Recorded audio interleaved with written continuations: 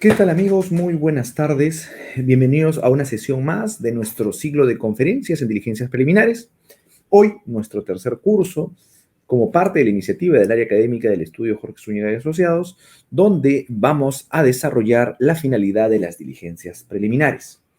Como recordarán, en sesiones anteriores hemos venido revisando algunos de los principales conceptos sobre las diligencias preliminares y ahora vamos a desarrollar ya lo que obedece a la finalidad de diligencias preliminares.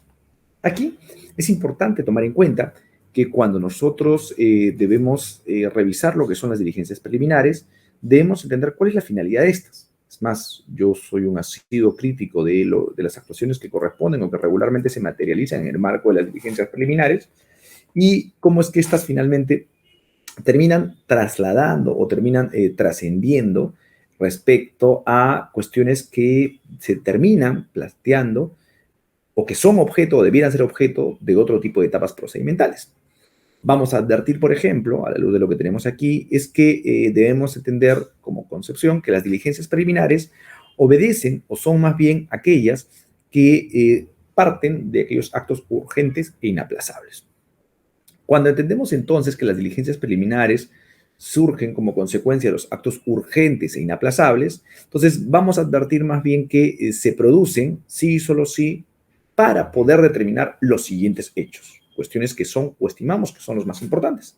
Entonces, para dicho efecto, vamos a identificar nosotros que se debe buscar primero identificar si ocurrieron o no ocurrieron los hechos. Es objeto de la finalidad de las diligencias preliminares, cuando hablamos sobre los actos urgentes e inaplazables, involucra identificar si es que ocurrieron o no ocurrieron los hechos. Entonces, ¿cómo sé si ocurrieron o no ocurrieron los hechos? Fácticamente, vamos a tener que identificar, hay un cadáver, ok, ya tenemos un hecho. ¿Cómo sabemos que existe el hecho? El acta de levantamiento del cadáver. ¿Cómo sabemos que está muerto? Certificado de función, etc. Veremos además si es que configura o no configura delito. ¿Y cómo sabremos si esto configura o no configura delito? Tendremos que ver que tenga apariencia delictiva, ¿no es cierto? Si encontramos una persona tendida en el piso y que está durmiendo, no va a tener mayor trascendencia. Sin embargo, si es que evidenciamos que esta más bien ha alcanzado determinados elementos que obtiene el tipo, podemos plantear que es delito, por lo menos en apariencia, ¿no? ¿Tiene una naturaleza delictiva o no tiene naturaleza delictiva? Y lo más importante, asegurar los elementos materiales de su comisión. ¿Cuáles van a ser los elementos materiales de su comisión? Estos elementos materiales de su comisión tienen que ver en estricto con que podamos conservar todas las futuras pruebas a incorporar en el proceso. Entonces, estas van a ser las finalidades de las diligencias preliminares. Pero además de ello, también tendremos que individualizar a las personas que estén involucradas, así como los agraviados que pudieran identificarse respecto a tal o cual delito. Esta es la finalidad estricta de lo que corresponde. Y lo propio también será asegurar a los involucrados y agraviados. ¿Qué quiere decir? Dar medidas de protección, conceder este tipo de medidas o poder garantizar que estas personas pudieran ser custodiadas a fin de que no puedan ser afectadas como consecuencia de las personas involucradas con el delito. En conclusión, vamos a encontrar que los actos urgentes e inaplazables que obedecen a la finalidad de las diligencias preliminares son aquellas que tienen por objeto asegurar y recoger de manera inmediata toda evidencia que se encuentre en riesgo de alterarse. Toda evidencia está en riesgo de alterarse. Si yo, por ejemplo, encuentro este lapicero, tendré que revisar y verificar que nadie más lo toque para evitar que esto se pudiera contaminar. Entonces, vamos así poder evitar que se desaparezca y garantizar actuaciones urgentes. ¿Ok? Entonces, estas vamos a encontrar que van a ser las principales o van a ser en todo caso las finalidades de las diligencias preliminares que resultan relevantes. Las razones del por qué resultan relevantes, del por qué resultan importantes, tienen que ver con la escena del delito y otros elementos que vamos a ver a continuación. Sin perjuicio de ello, los invito a que por favor pudieran compartir la presente transmisión, puedan dejar sus emoticones, puedan dejar compartir sus pulgares arriba, entre otros, a fin de que esta transmisión pueda ser compartida por una mayor cantidad de personas. No se olviden que el objeto de la presente actividad es poder difundir y democratizar el acceso a la información jurídico-penal. Así es que eso solamente lo vamos a poder conseguir gracias a ustedes a partir de compartir la presente transmisión. Luego, vamos a ver entonces lo primero que debemos compartir o entender en el marco de lo que van a ser las diligencias preliminares es que estas tienen que ser entendidas a partir de lo que constituye la escena del delito. Yo, cuando planteo las finalidades de las diligencias preliminares, estas tienen que ser entendidas en el marco de la protección de los elementos o de los indicios reveladores de la comisión del delito con respecto a lo que es la escena del delito. ¿Qué cosa es la escena del delito? La escena del delito va a ser aquel lugar o escenario donde se va a desarrollar o producir un hecho que tiene carácter delictivo. Este lugar puede ser abierto, puede ser cerrado, puede ser la mitad de una habitación, puede ser la calle, etc. Cuando uno se nos viene a la mente el escenario del delito, uno se imagina automáticamente un evento criminógeno, un evento criminal violento, ¿no? Un homicidio, etc. Pero ojo que el escenario del delito puede ser una oficina. Por ejemplo, en el marco de los delitos contra la administración pública, la escena del delito podría ser la oficina de administración, la oficina de logística, la oficina de recursos humanos, etc. Entonces, debemos advertir que la escena del delito va a estar vinculada justamente con dichas situaciones. ¿Qué es lo que corresponde? Cuando el fiscal tiene conocimiento del hecho delictivo, pero además es un hecho delictivo que busca o que corresponde que se persiga o sea perseguido por acción pública, incluso se puede constituir al lugar de los hechos de manera inmediata. Y a partir de eso se va a poder generar que se postule algún tipo de acción inicial de investigación. A partir de esta información vamos a encontrar nosotros que una vez que el Ministerio Público se aproxima al lugar de los hechos, llega para primero reconocer in situ cómo es que se hubiera producido el hecho, empezar el proceso de reconstrucción. No se olviden que la finalidad del proceso penal en general es poder identificar o reconstruir la verdad material de los hechos. Y el instrumento inicial con el que se va a compartir esta fase inicial de reconstrucción de la verdad tiene que ver en estricto con que se pueda materializar cuanto menos que se va a producir justamente el recojo de los elementos materiales del delito. Si es que yo no he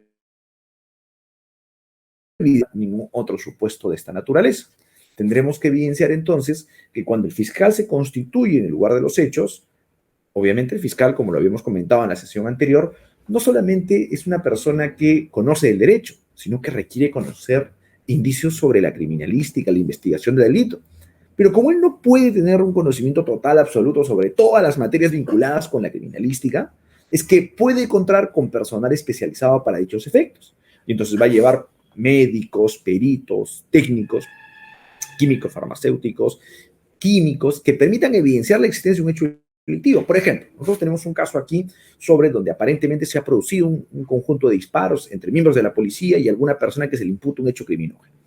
Frente a dicha situación, ha tenido que ir un perito biólogo para verificar si en la escena del delito se han encontrado rastros de sangre. Se ha tenido que contar con un perito físico que permite evidenciar la trayectoria de ingreso de las balas que se han encontrado en el camino. Y así vamos a requerir muchas personas que puedan ayudar a proteger esta escena del delito. Cuando se encuentre la escena del delito, lo mencionábamos en la sesión pasada, vendrá el policía primer interviniente y como parte de este primer interviniente, primero perennizará la escena. ¿Qué significa esto? Va a proteger primero la escena para luego perennizarla. La protege el primer interviniente y luego vendrá el equipo especializado con el Ministerio Público y comenzará a hacer las capturas en fotos o videos para registrar la escena del delito. Para sobre eso tener una foto de cómo se encontró la escena. Y luego de eso vendrá el proceso de reconstrucción que corresponde respecto a estos hechos. Para sobre eso conocer la circunstancia, modo en que se había producido los hechos. Para de este modo evitar también que se eviten alterarse. Imagínense qué pasaría si para esto yo requeriría emitir una disposición, una orden y demás. Es probable que hasta eso se pierda la escena del delito. Esa es la razón de ser por la cual las diligencias preliminares son inmediatas, porque buscan justamente evitar que esto se pudiera alterar de modo alguno.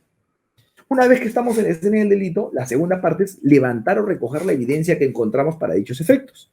Y es allí donde corresponde utilizar la cadena de custodia. En el marco de la cadena de custodia, que corresponde, en principio, la fase de aseguramiento, que es la que hemos hecho referencia. ¿Cómo inicia la fase de aseguramiento? La fase de aseguramiento es el cercar la escena del delito.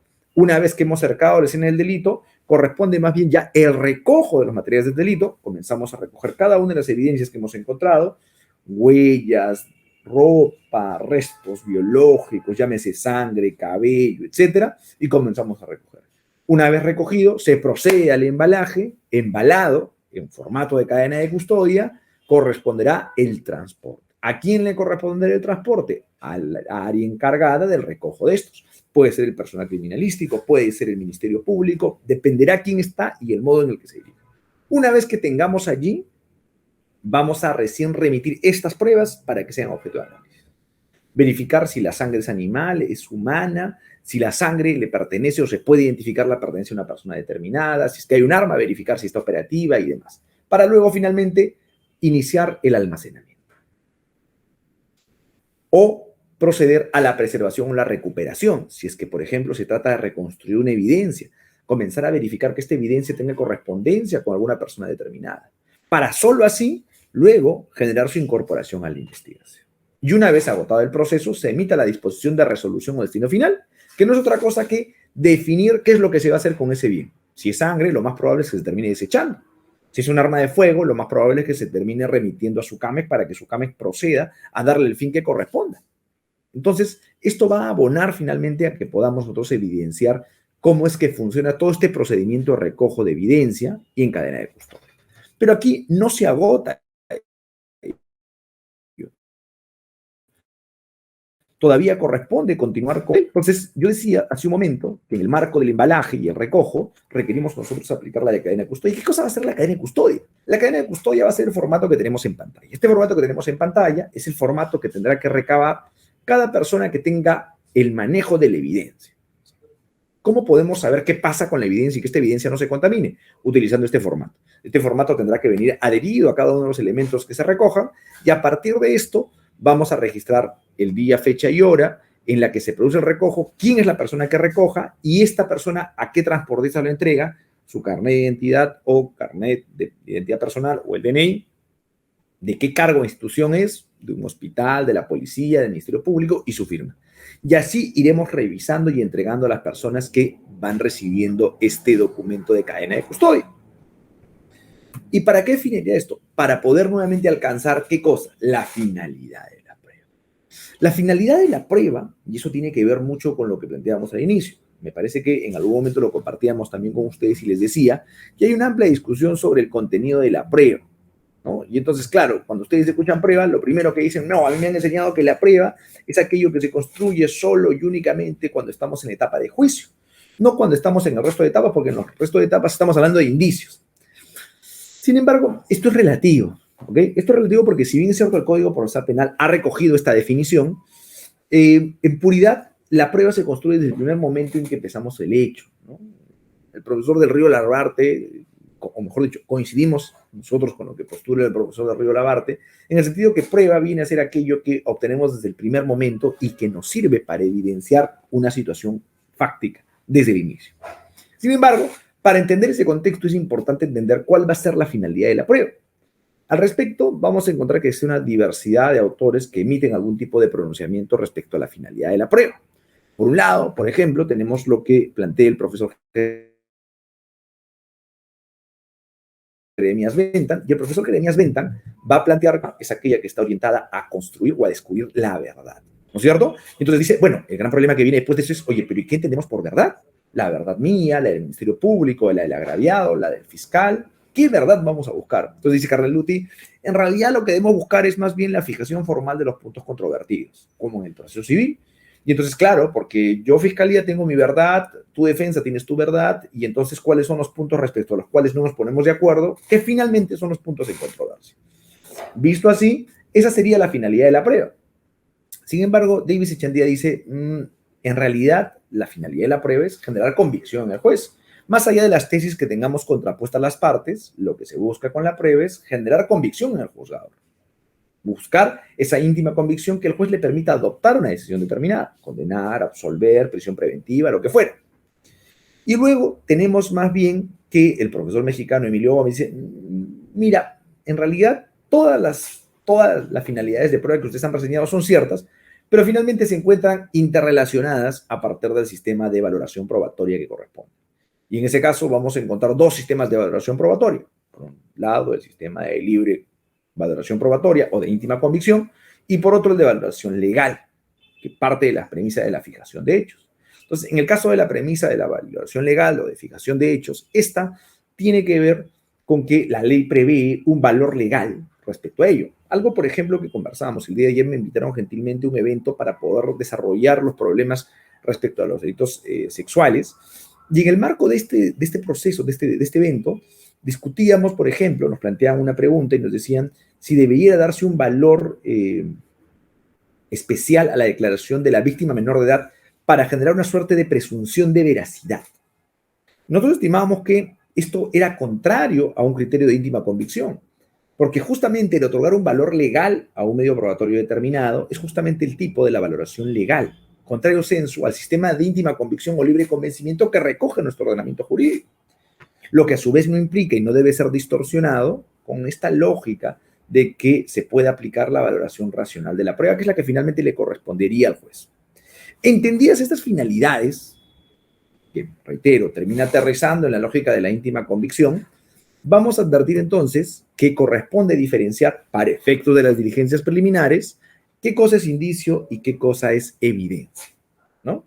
Y entonces vamos a encontrar nosotros que el indicio va a ser aquella señal, vestigio, huella, marca u otro análogo que se halla en la escena del crimen.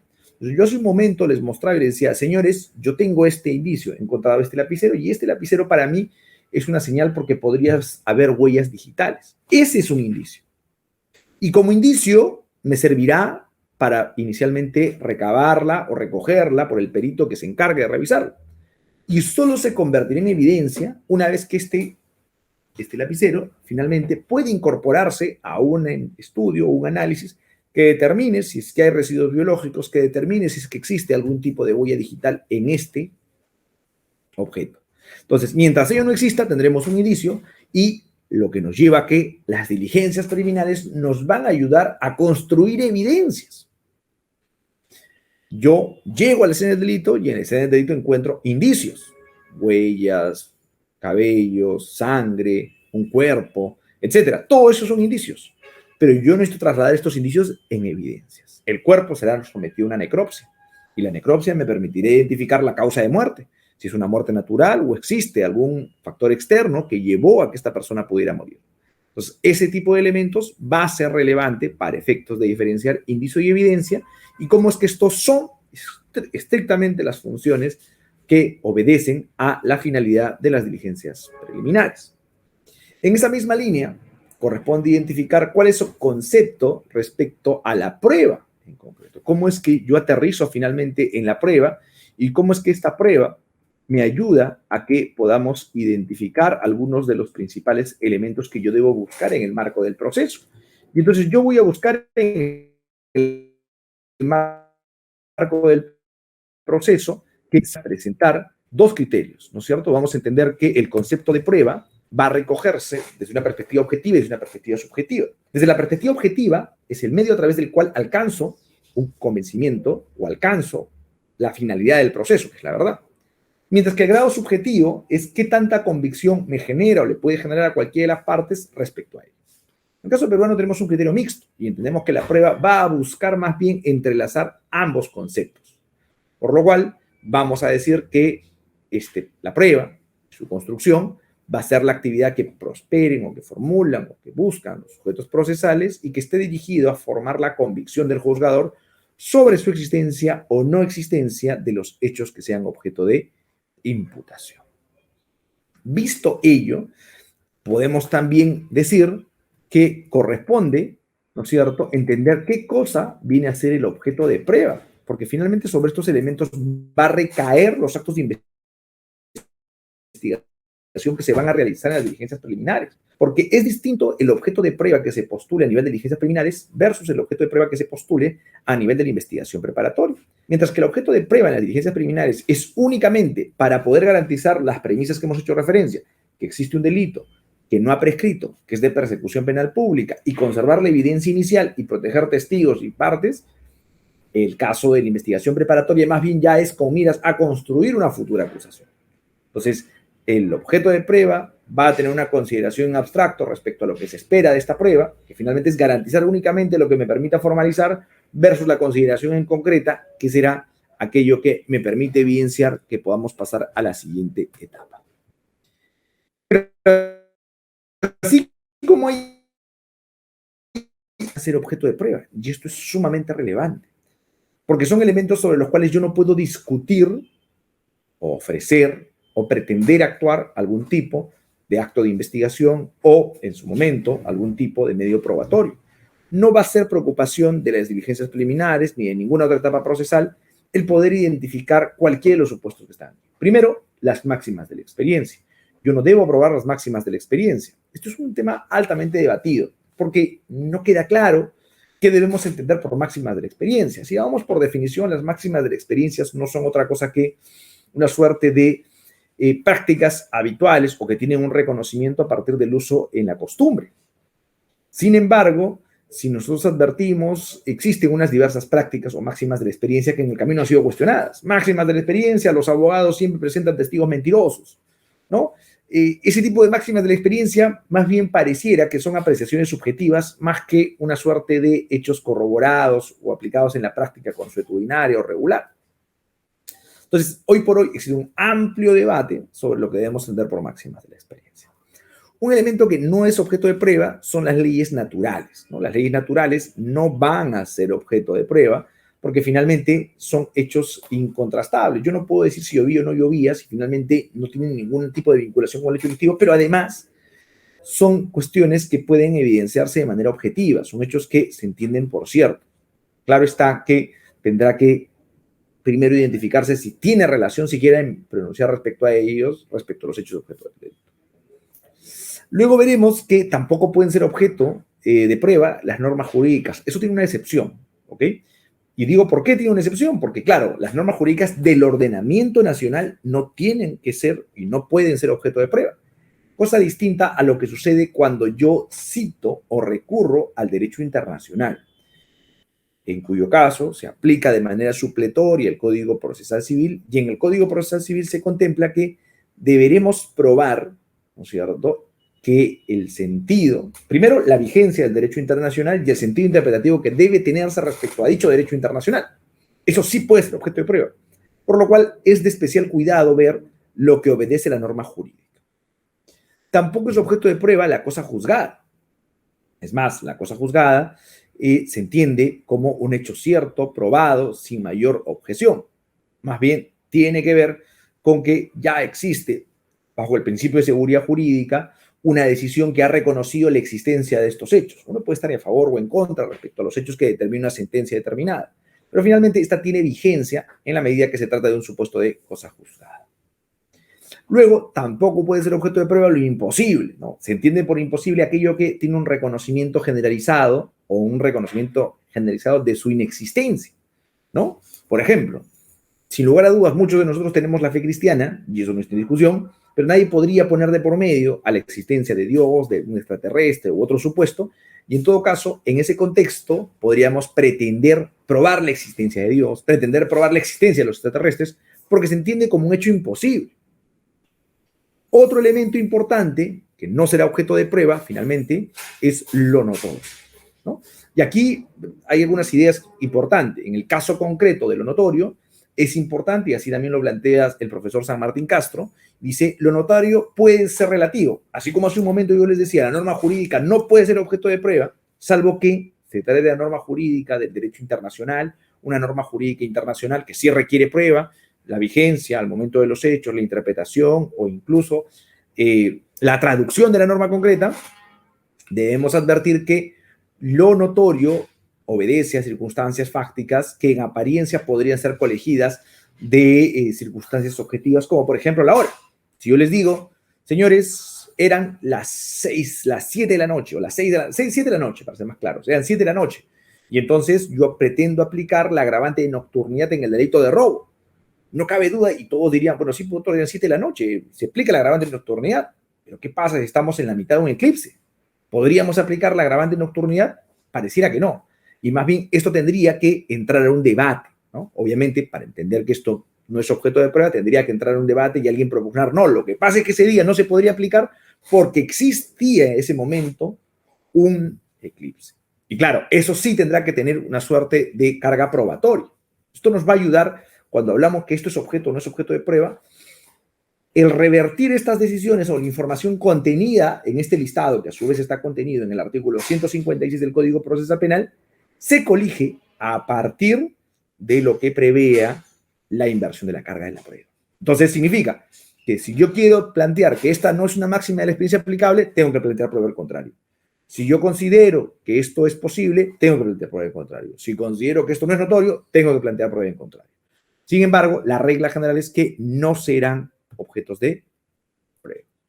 En ese contexto, vamos a advertir entonces que los medios probatorios de manera general van a ser todos aquellos que me permitan acreditar los hechos que exponan las partes y que puedan producir certeza en el juez respecto a los puntos controvertidos. Ojo que aquí estamos usando el término medios probatorios en el sentido amplio de la palabra, porque reitero, como ustedes bien lo saben, como tal, bajo el Código Procesal Penal peruano, se ha estimado que el medio probatorio se entienda aquel que se pueda haber sido previamente admitido y próximo a incorporarse como consecuencia del debate probatorio en la etapa de enjuiciamiento. Entonces, puede requerir, y van a ser estos los medios probatorios, e incluso se podrá tener que estos serán medios probatorios cuando se refieran a los hechos y a la costumbre que sustente una pretensión determinada. Entonces, estos medios probatorios van a ser relevantes y sobre ello, más bien, vamos a orientar a cómo construir estos elementos de prueba. Reitero, aquí estamos usando la prueba como sinónimo de elementos de convicción o como prueba, porque estamos hablando de lo que son las diligencias preliminares y en el marco de las diligencias preliminares, lo que llamamos elementos de convicción finalmente es un tipo de prueba. Digamos que la diferencia entre el tipo de prueba, o mejor dicho, la diferencia entre elementos de convicción y prueba es una suerte de relación de género-especie. En ese contexto, aquellos hechos o circunstancias que van a fundar la decisión del juez o del fiscal, según sea el caso. Aquí hemos hecho referencia al juez porque esto legitima toma de decisiones, detención preliminar, levantamiento del secreto de las comunicaciones, etc. Más los medios de prueba que tengamos recabados hasta ese momento permite entender que genera convicción. O sea, es un elemento de prueba. Ahora, estos elementos de prueba, elementos que me permiten abonar, deben garantizar cuanto menos estos 4 elementos que tenemos en pantalla: objetividad, legalidad, relevancia y pertinencia. Aquí vamos a plantear que como parte de la objetividad se va a esperar que esta objetividad tenga o deba advertirse, ¿no es cierto? Deba advertirse que se trata de una prueba que a la luz de cualquier observador tiene una misma significación. Por ejemplo, si yo tengo una persona tendida en el piso, la someto a un proceso de autopsia, necropsia, vamos entonces a obtener que la consecuencia, o en todo caso, la causa de la muerte, es el disparo de un arma. Cuando yo tenga este certificado, nadie podrá decirme que esta persona murió de gripe, porque tengo un certificado que me dice que de manera objetiva, a la luz de la ciencia, murió como consecuencia de un disparo. Pero además, esta prueba, este indicio, que va a ser construido e incorporado en la etapa de diligencias preliminares, debe fundarse en parámetros legales. Quiere decir que debo actuarlos en el marco de la legalidad. Quiere decir que el perito, el médico que va a realizar una necropsia, sea el médico que estaba de turno en el Instituto de Medicina Legal y no un médico que fue presionado a hacer esta necropsia, que se hizo en el marco de la ley y que no tiene ningún tipo de actuación contraria a esta o a los derechos fundamentales en su elaboración. Que si consigo la declaración de algún testigo a nivel de diligencias preliminares para corroborar la existencia o no de un delito, este testigo declare de manera libre y espontánea, sin ningún tipo de perversión, sin ningún tipo de presión respecto al mismo. Y luego ver que además la declaración de este elemento de prueba, de este indicio que voy a formular o que me va a permitir esgrimir la existencia de estas diligencias preliminares, alcance un juicio de probabilidad, tenga relevancia. ¿Qué significa la relevancia? El juicio de probabilidad respecto a que abone a favor o en contra de hechos determinados. Lo que finalmente nos va a llevar a lo que son la pertinencia. Y la pertinencia más bien va a partir primero desde la pertinencia objetiva y la pertinencia subjetiva. De la pertinencia objetiva es que este elemento de prueba tenga vinculación con los hechos macro, con el hecho objeto de investigación, pero también una pertinencia subjetiva que es una vinculación respecto al imputado, respecto a la persona que se sospecha es la responsable del delito. En la medida que cumpla con estos parámetros, vamos a decir que es un elemento de prueba que va a abonar a que se pudiera alcanzar este resultado. Visto ello, entonces toca entender qué pasa con estas razones nosotros estamos utilizando la definición de prueba de manera general, ¿ok? Tanto así que esto se va a poder trascender incluso, si nosotros trasladamos esta concepción y la trasladamos a la etapa de juicio, vamos a darnos cuenta que los conceptos van a ser exactamente los mismos, ¿no? Y eso sí es importante tomar en cuenta porque la definición trasciende y puede ser aplicable las reglas de juicio, las reglas de las diligencias preliminares. Es más, cuando ustedes, por ejemplo, en el marco de una diligencia preliminar se toma testimonio, las reglas para la toma de testimonio son las reglas del testimonio que podemos trasladar después a juicio. Son exactamente las mismas, con la diferencia, y eso es un tema particular, ¿no? Que las preguntas, en el caso del juicio, yo las controlo mediante excepciones y, en todo caso, mediante objeciones, ¿no es cierto? Y claro, cuando yo estoy en una declaración testimonial a nivel preliminar, no le voy a decir, señora fiscal, objeción, ¿no? Sino que tendré más bien que decir que me opongo a la pregunta. Pero finalmente el sustrato o el sustento para objetar o oponerme a la pregunta es el mismo. Señora fiscal, no puede hacer esa pregunta porque esa pregunta es impertinente, es sugerida, etc. Entonces voy a aplicar las mismas reglas. Es por eso que la parte de juicio o las reglas del juicio muy bien pueden aplicarse a la investigación y viceversa en determinados supuestos. Es por eso que cuando hablamos de los órganos de prueba, entenderemos a los órganos de prueba como aquella persona que se considera como elemento de prueba, pero que va a transmitir información. Caso típico de los testigos. El testigo va a dar información y esa información va a ser valorada de manera individual y conjunta. ¿Por qué individual? Porque el juez va a escuchar la información que ésta dé y va a ver si le genera o no convicción respecto a los hechos que investiga. Y luego va a contrastar esa información con otros elementos o medios probatorios para tomar una decisión. En el caso de las diligencias preliminares, el fiscal va a tomar esa declaración y como órgano de prueba va a tomar en cuenta y va a ver si la puede articular con otros indicios que le permitan pasar a la siguiente estadio procesal, llámese la investigación preparatoria. Visto ello, es importante entonces entender la diferencia entre que esto abona mucho, por ejemplo, a cuando yo pretendo formular una tutela de derechos para ver la afectación o no de una cuestión vinculada a la vulneración de los derechos fundamentales en la obtención de la prueba. Hemos visto órgano de prueba, ahora vamos a hablar del medio de prueba. El medio de prueba es el medio a través del cual se conoce la prueba. Significa que es el procedimiento establecido por ley para lograr la información. Reitero, esto tiene especial relevancia por la tutela de derechos. En su oportunidad, espero, vamos a coordinar con el área académica del estudio y en la medida que nuestro proyecto funcione y puedan ayudarnos compartiendo mayor información, vamos a evaluar la posibilidad de hacer un pequeño taller, así como de diligencias preliminares sobre la tutela de derechos. Y allí vamos a poder tocar algunos temas adicionales sobre la casuística en este tipo de casos. Es más, estamos preparando con este equipo académico algunos materiales especiales para dichos efectos. Y entonces es importante entender esta diferencia entre órgano y medio de prueba, porque ¿puede afectarse el órgano de prueba? Sí. ¿Puede afectarse el medio de prueba? Sí. Pero la afectación entre el órgano y el medio de prueba pueden tener efectos distintos. Mientras que cuando yo afecto el órgano de prueba, puedo solicitar su exclusión por vulneración de un derecho fundamental, cuando afecto el medio de prueba, no necesariamente puedo afectar o solicitar su exclusión, sino que más bien pudiera solicitar que se pueda enmendar dicha decisión, pudiera subsanarse la diferencia entre la nulidad y la anulabilidad, ¿no es cierto? Entonces, el medio de prueba va a ser el medio a través del cual se conoce o se obtiene información. El testimonio, la lectura, la incorporación del documento, etc. Por lo cual, el medio de prueba va a ser el procedimiento establecido por la ley para ingresar este elemento al proceso. Sea en la etapa que estemos, preliminar, preparatoria, juicio. Visto ello, debemos advertir entonces, visto ello, ¿cuál es el siguiente juicio? Ya una vez que se agote el debate contradictorio, oral y público continuado, vamos a encontrar cuál es la fuente de prueba. Y una vez que encontremos la fuente de prueba, eso va a partir como consecuencia de lo que inicialmente hemos ejecutado a nivel de diligencias preliminares. Pero ya esto no puede ser visto de manera